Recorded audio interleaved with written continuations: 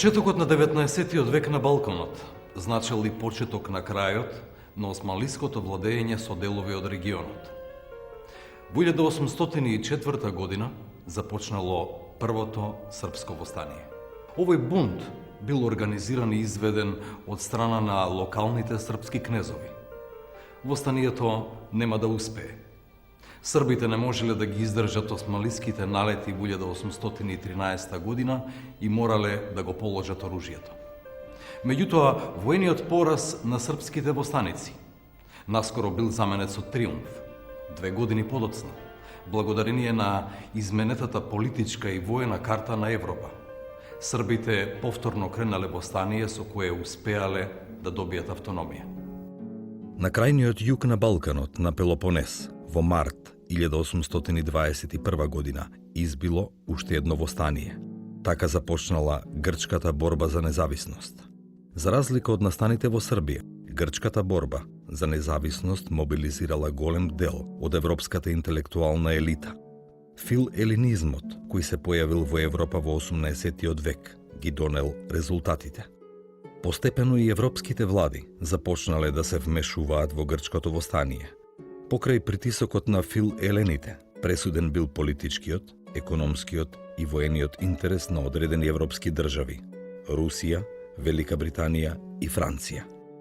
Тие заеднички успеале во 1830 година да ја принудат османлиската држава да се согласи на еден мал дел од нејзината територија да се формира независна грчка држава.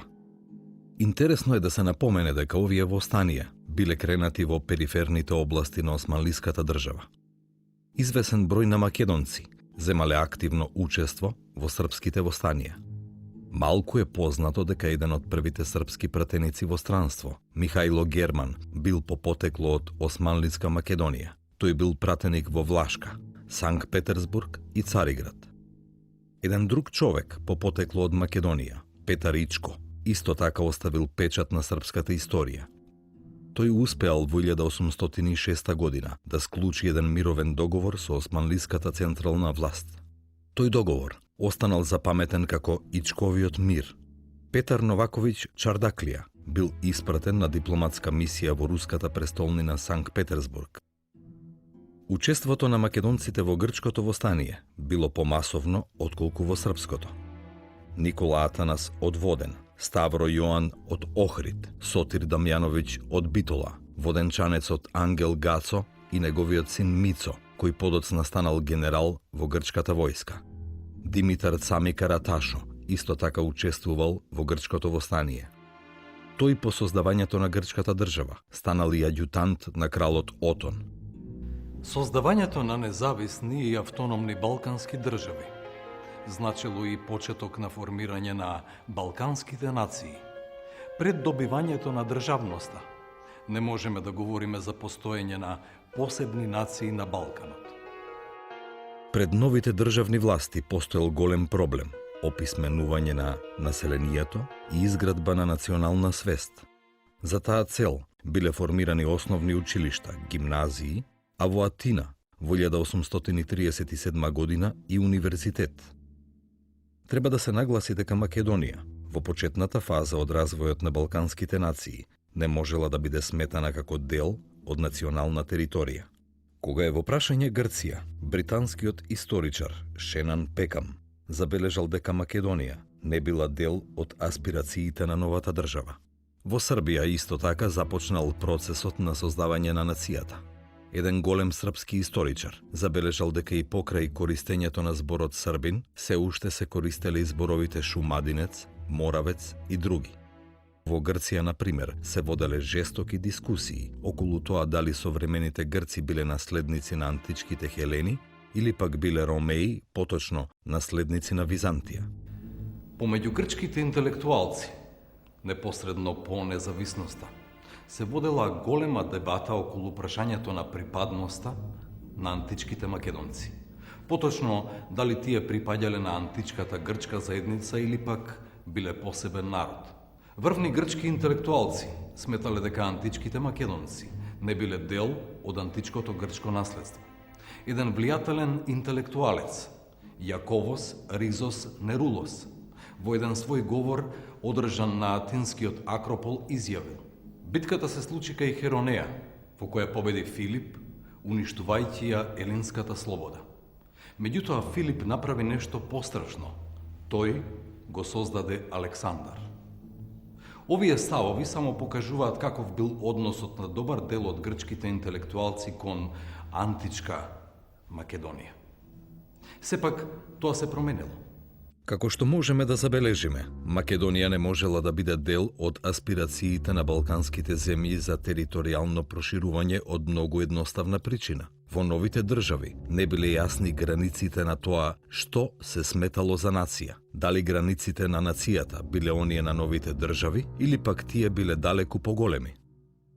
Оваа состојба со текот на времето започнала да се менува. Интелектуалците и политичарите започнале да гледаат и надвор од границите на нивните држави. Случајно или не, во 1844 година се појавиле првите две големи национални идеи на Балканот. Начертанието на Гарашанин бил пишан документ кој се до почетокот на 19 век не бил познат во пошироката јавност. За разлика од него, грчката мегали идеја, голема идеја, не бил документ со јасни пропишани цели. Мегали идејата била само еден збор во говорот на Колетис од 14 јануари 1844 година, одржан во грчкиот парламент по повод дискусиите околу прашањето за тоа кој можел да биде сметан за грк и да има грчко државјанство. Интересно, ниту во говорот на Колетис, ниту пак во начертанието на Гарашанин, Македонија не била спомената. Меѓутоа, таа набргу станала дел од двете големи идеи. Македонија многу бргу станала најпосакуваниот дел од османлиската држава. Грчката кралица Амалија, сопруга на првиот грчки крал Отон, при една приватна средба била запрашана: Ваше Величество, која повеќе ја посакувате, Тесалија или Македонија? Кралицата без двоумење одговорила: Македонија. Грција и Србија, како што може да забележиме, биле двете балкански држави, кои први покажале интерес и аспирации за османлиска Македонија. Сепак, разликата помеѓу нив била голема. Грција била независна држава, а Србија се до 1878 година била автономно кнежевство во рамките на османлиската држава. Тоа се гледало и од делувањето на теренот. Грција од крајот на 1834 година развила и мрежа на конзулати и подконзулати во Македонија. Прво во Солун, а потоа во Серес, Кавала, Битола и на крај во Скопје. Србија дури во 1887 година започнала со отворање на своји конзуларни представништва во Османлиска Македонија. До крајот на 19 век србите имале своји конзулати во Скопје, Битола, Серес и Солун. Овие конзулати, освен дипломатската и економската дејност, постепено станале центар и од каде се координирале пропагандните активности. Третиот аспирант кон Османлиска Македонија се појавил подоцна, но многу бргу станал и највлијателен. Тоа било кнежевството Бугарија. Ова кнежевство било создадено како резултат на руската воена победа во војната со османлиската држава која траела од април 1877 година до февруари 1878 година. Тогаш со Сан-Стефанскиот мировен договор само на карта била создадена поголема бугарска држава. Национален идеал на бугарската политика кон крајот на 19-тиот и почетокот на 20-тиот век била Сан-Стефанска Бугарија, проект создаден од рускиот дипломат грофот Игнатиев, кој никогаш не заживеал. Основа за границите на Сан-Стефанска Бугарија била територијата која ја опфаќала бугарската екзархија, создадена во 1870 година со султановиот ферман. Трите балкански држави по завршувањето на големата источна криза започнале големи борби помеѓу себе со цел да ја добијат Македонија или најчесто да добијат нејзини делови. Грција била територијално проширена и стигнала до границите на Македонија. Истото се однесувало и на Србија, која во 1878 година добила и независност. Грција на почетокот на 80-тите години на 19-тиот век, како максимум на своите аспирации во Османлиска Македонија, ја усвоила линијата Охридско езеро, северно од Битола, Демиркапија, северно од Струмица, Неврокоп. Оваа линија многумина грчки интелектуалци ја прогласиле како најсеверната граница на античката македонска држава. Владата на познатиот грчки политичар Трикупис ја промовирала во еден меморандум испратен до амбасадорите на големите сили во Цариград во 1880 година. Сите грчки активности во иднина ќе бидат концентрирани на оваа линија.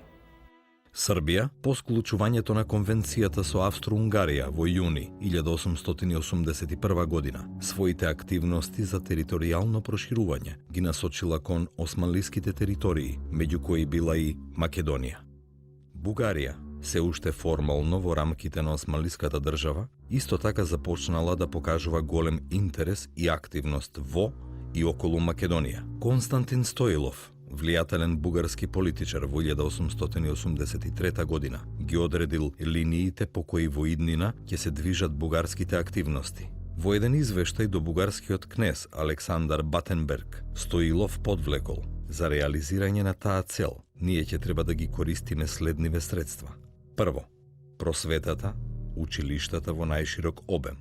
Под второ, една добра организација, што ќе не држи во тек со работите во Македонија и ќе биде во состојба во еден определен момент неодложно и успешно да ги спроведе во цела Македонија и Албанија наредбите издадени од кнежевската влада. И под трето, поврзување на бугарската железничка мрежа со македонските железници. За да може да се постигне таа цел, неминовно е потребно да се убеди сето население на Македонија дека владата на Вашето Величество води се народна политика. Со еден збор, секој македонец треба да е вдахновен со мислата дека во Софија се грижат за неговата судбина, за неговата сегашност и за неговата иднина. Целта на владата на Вашето Височество е кај населението во Македонија да пробуди и да развие чувство на народна самосвест. Народната самосвест значела бугарска свест. Балканските држави кои сметале дека Македонија или делови од неа биле нивно историско наследство, тоа морале да го покажат на терен. Таму пак состојбите биле далеку од за нив посакуваното. Населението етнички не било хомогено. Кај најголем дел од македонското население не постоело силно развиено национално чувство. Како резултат на османлискиот милет систем, ова население најчесто се изјаснувало како христијанско, домашно, наше и така натаму. Таква била ситуацијата на териториите на сите денешни балкански земји пред создавањето на независните држави. Македонија не била исклучок. Без собствени образовни, културни и воени институции не било можно создавање на силно развиена национална свест. Како тоа изгледало, може да ни покажат следниве примери. Брајсворт при неговата обиколка на Македонија го посетил Охрид. Интересирајќи се за Самоиловата тврдина, тој сретнал неколку момчиња. Кој го изградил ова место? Ги прашав. Добив интересен одговор. Слободни луѓе. А кои биле тие? Нашите дедовци. Добро, што биле тие? Срби, бугари, грци или турци? Не биле турци. Биле рисјани. Токму оваа состојба пропагандите сакале да ја искористат и променат. Најстара и едновреме најсилна пропаганда во османлиска Македонија била грчката. Тоа било и логично, имајќи предвид дека Грција била првата независна христијанска држава во регионот. Исто така, не треба да се заборави и фактот дека Цариградската патријаршија на почетокот на 19. век веќе била целосно грцизирана. Пропагандните активности најчесто се одвивале преку образовните институции. Благодарение на реформите во османлиската држава, образованието се повеќе станувало световно. Кога е во прашање грчката пропаганда, треба да се забележи формирањето на Цариградскиот силогос за ширење на грчката писменост во 1861 година. Една од причините за формирањето на ова здружение биле активностите на македонските преродбеници. Негови клонови биле формирани во повеќе македонски градови. Слично здружение било формирано во Атина во 1869 година. Исто како и Цариградското здружение, и овој силогос имал своји клонови во Македонија. Грчката влада одвојувала големи материјални средства за ова здружение, надевајќи се дека истото ќе засели позицијата на грцизмот. Најголем дел од средствата биле наменети за училиштата. Кон крајот на 19 век, околу 74% од парите, обезбедени од атинските влади за пропаганда на османлиска територија, завршувале во Македонија. Остатокот бил наменет за Епир и Тракија. Грчката држава вложувала многу пари во работата на атинскиот силогос, но резултатите на теренот биле слаби. Затоа во 1887 година атинскиот силогос бил заменет со создавање на нов комитет за поддршка на црквата и образованието. И оваа организација била под директна контрола на атинската влада. Грчките образовни активности во Македонија биле многу силни. Така, например, во 1886 година во Османлиска Македонија имало 836 грчки училишта. Причините за овие грчки активности најдобро може да ги најдеме во една изјава на политичарот Стефанос Драгумис: да ја спасиме Македонија, бидејќи таа ќе не спаси нас. Српската пропаганда не била многу активна во Македонија се до завршувањето на големата источна криза во 1881 година. Тоа не значи дека претходно не постоеле организации и личности кои работеле на пропагирање на српските интереси во Османлиска Македонија. Творецот на начертанието, Гарашанин, во 60-тите години на 19 век во Македонија го испратил Стеван Верковиќ со цел македонските словени при решавањето на источното прашање да се признаваат за словени, а не за грци. Во 1868 година во Белград било формирано првото српско пропагандно здружение, чија цел била Македонија. Името на ова здружение било Одбор за српски школи и учители во Стара Србија и Македонија. Сепак, српската пропаганда во Македонија своите посилни акции ги имала по 1881 година. Во Белград, во насока на координирање на активностите на српската пропаганда, било формирано друштвото Свети Сава. Ова здружение било под директно раководство на српската влада. Србите биле свесни дека заостанувале со својата пропагандна активност.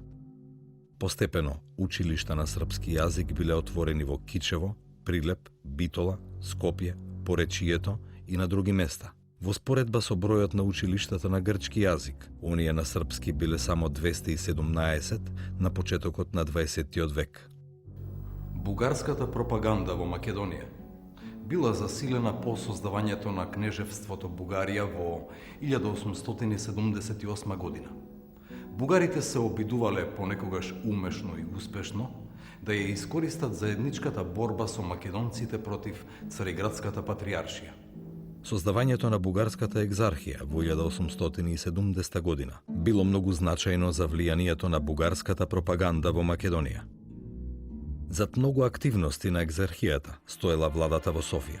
Од друга страна, екзархијата не била само бугарска црковна институција, туку и османлиска. Седиштето на екзархијата останало во османлиската престолнина Цариград. Многу бргу, бугарската влада преку екзархијата ја зголемила својата помош за училиштата на бугарски јазик во Македонија. Во 1886 година во Македонија имало 306 екзархиски училишта, а веќе во 1889 година над 800. Бугарската држава од самиот почеток настојувала да издействува од османлиската влада обнова и зголемување на бројот на екзархиските митрополитски седишта во Македонија. Во таа намера успевала со постепено зголемување на бројот на митрополиите.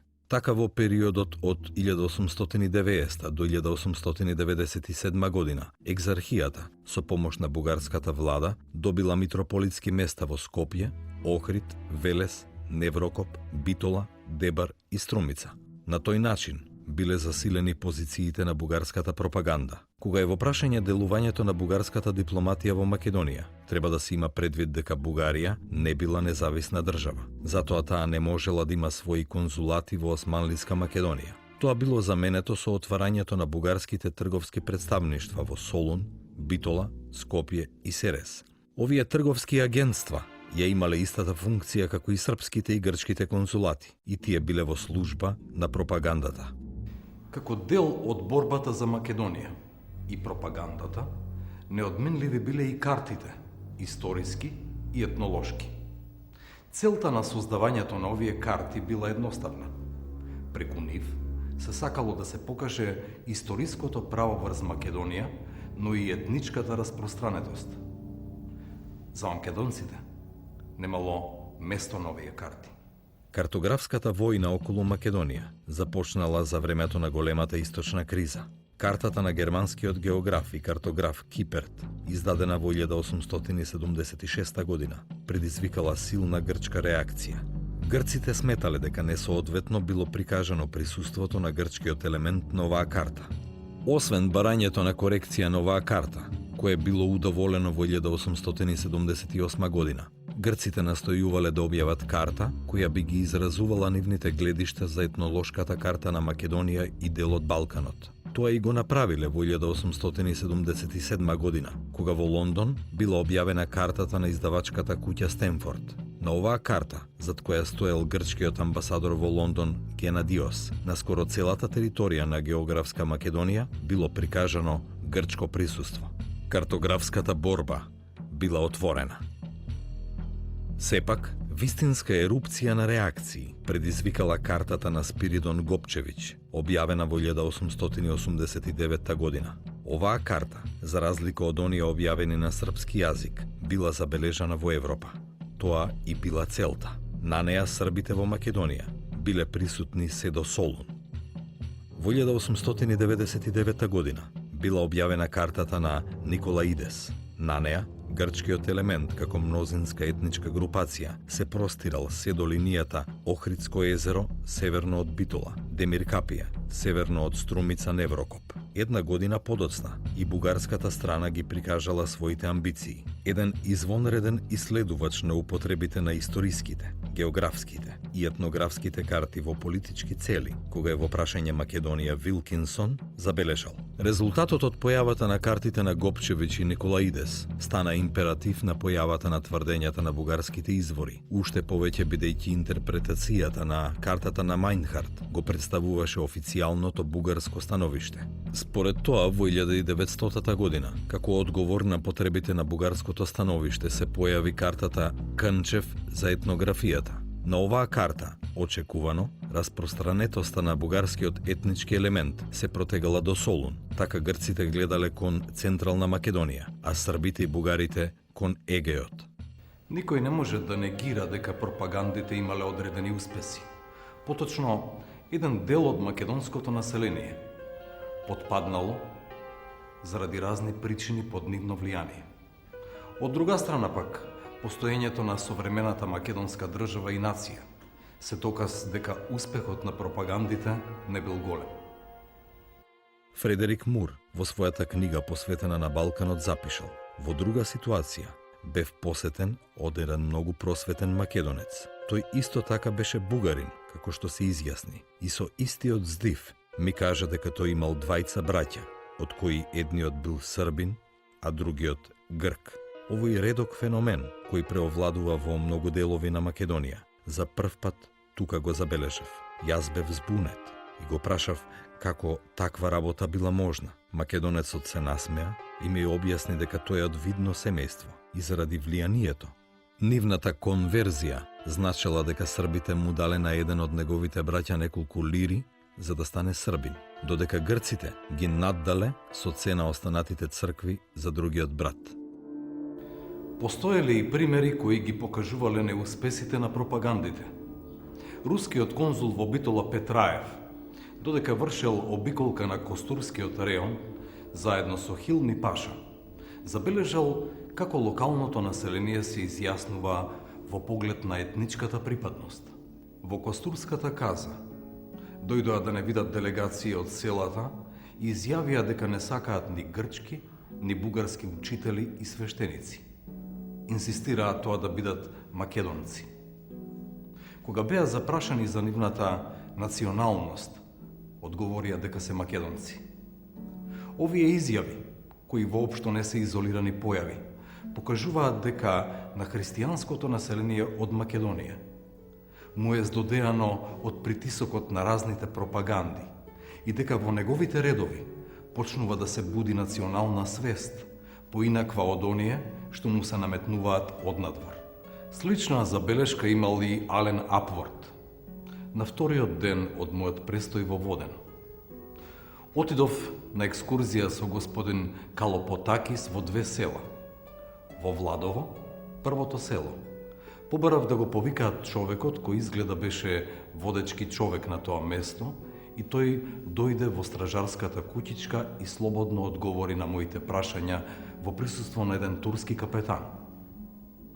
Прашав на кој јазик зборуваат тие, а мојот грчки преведувач невнимателно преведе на бугарски, а човекот всушност рече македонски.